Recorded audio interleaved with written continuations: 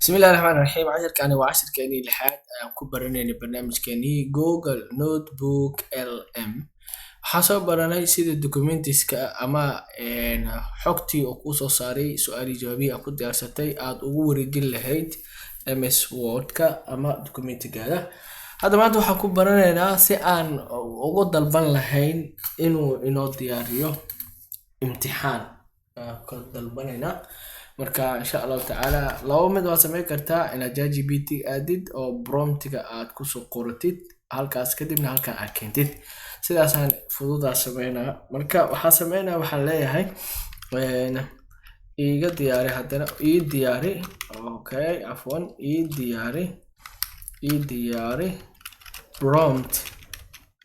prompt aan ku dalbanayo in la qoro imtixaan ka kooban tusaale ahaan ilaa iyo 5 qayb aan dhahno 5 qaybood ee ku saabsan su'aalahan iyo jawaabaha aad ii qortay ee buugga cilmiga bulshada.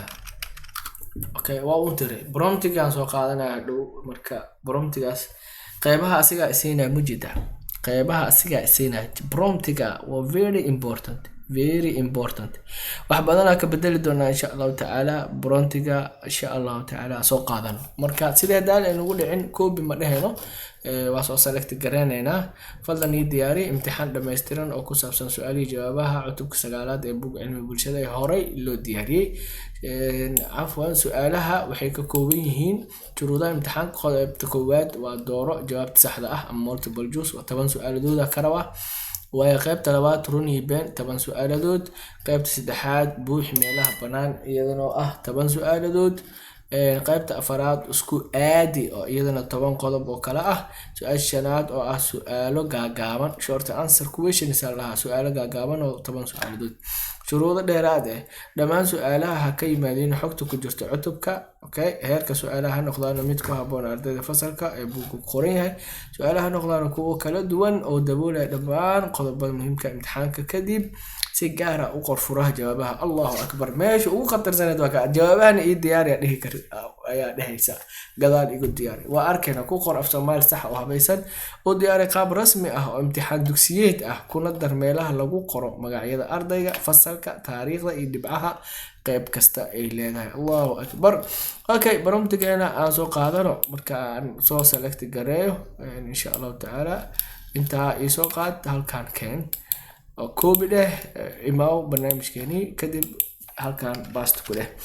marka hal qodob ah gadaal ka raacsiinayna oo waxa ka raacsiinayna promptigan waxaan ku daraynaa waxaan rabaa cursor-ka inaan hoos geeyo enter hoos ku dhihin hoos maro ma tagaayo. waxaa isla qabataa shift iyo calaamadda enter isla qabanaysa cursor-ka hoos ayuu aadaa. marka hoos uu imaado waxaan raacinayaa fiiro gaar ah waxa uu qoraa F capital F G waxaan leeyahay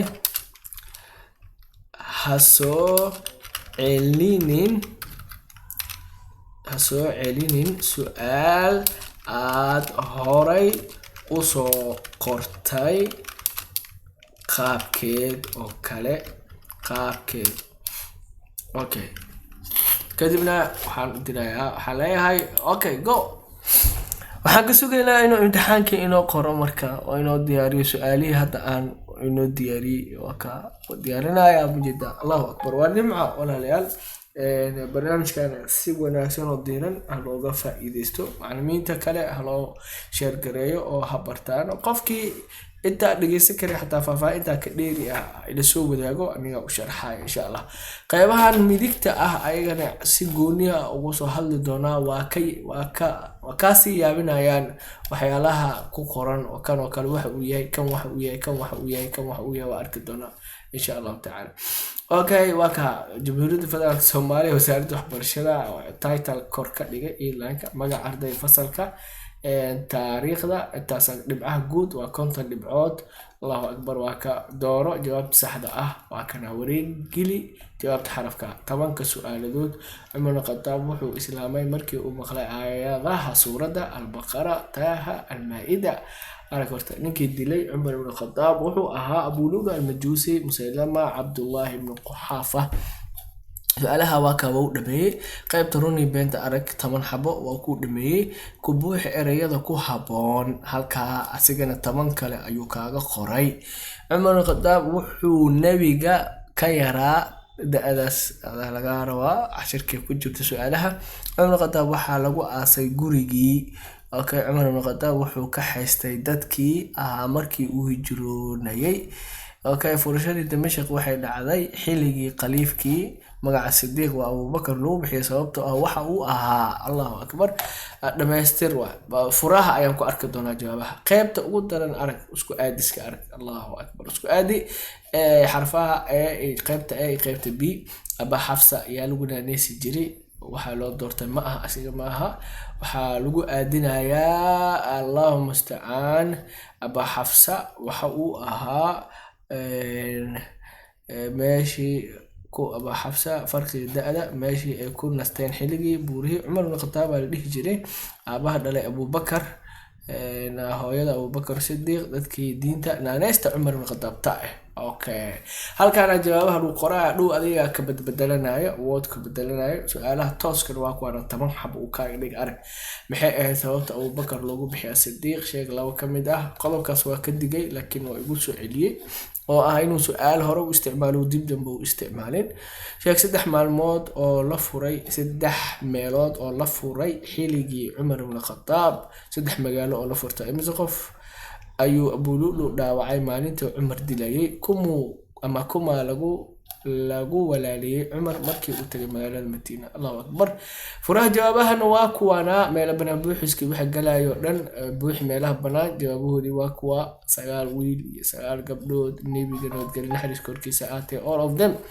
su'aalaha tooska jawaabahoodina waa kuwaya kadib inta soo qaadato koobi soo dhahdo halkaan ka soo koobi gareysato hadii qaab kala ku tusay halkaan imaanaysa ala woodkaagi wood cusub furo miyuu dhahay kadib baaste aan dhaho waka su'aalihii macna jawaabahoodii halkaan ay soo galeen.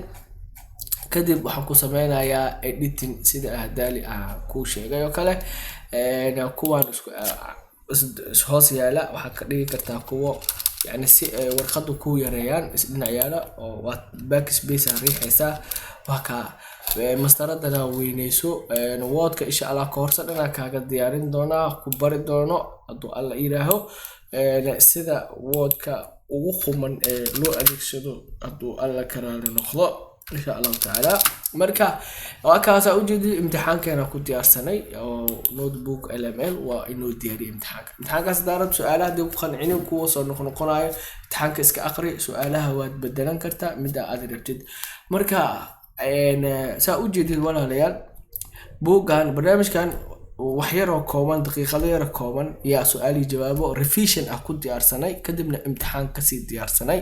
marka ardayda imtixaanka galayo fasalka 8aadka iyo kuwa form 4ka buugaagta oo dhan waa ku sameeysan kartaa ku diyaarsan kartaa revision ahana waa adeegsan kartaa. marka insha Allah inta waxa ka dheeri oo faahfaahsan waa barnaamijyad kale. والسلام عليكم ورحمة الله وبركاته. وأوجاي ميكروفون في عم هيستو يعني خبرات بدل ما هيو لكن دلالكي أنت نير عن كوبلابي هدي عن سي وضع برنامج كالكينا ينا وإذن كا يو سيداد يدير كلسان. السلام عليكم ورحمة الله وبركاته.